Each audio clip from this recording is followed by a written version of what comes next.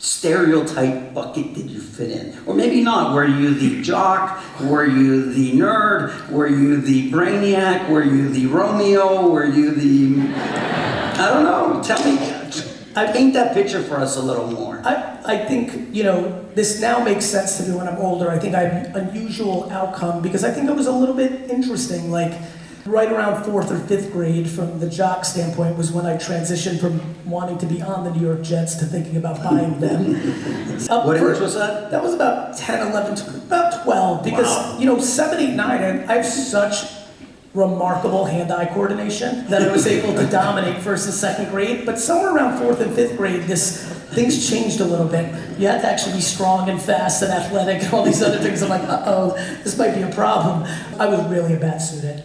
Like, by 4th grade, I know I had to actually ask my high school to send me the report card because my mom changed the story in her mind and decided I was a C student. But by 4th and 5th grade, I started getting a lot of D's and F's.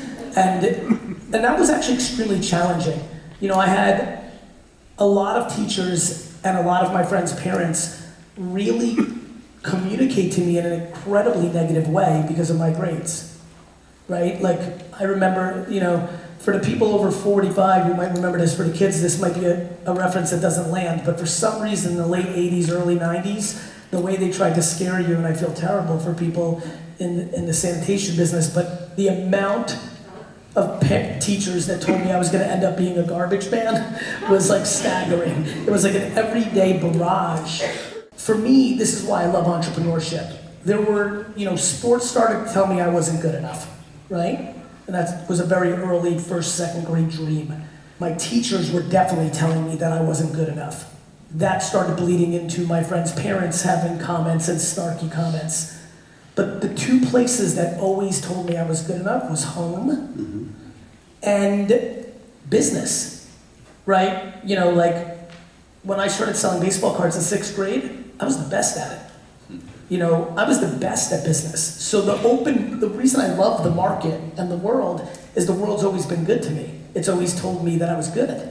I think a lot about positive affirmation. I think a lot about the parents in this room that have kids, and I think a lot about what do they tell their kids? Meaning, what are they cheering for, right?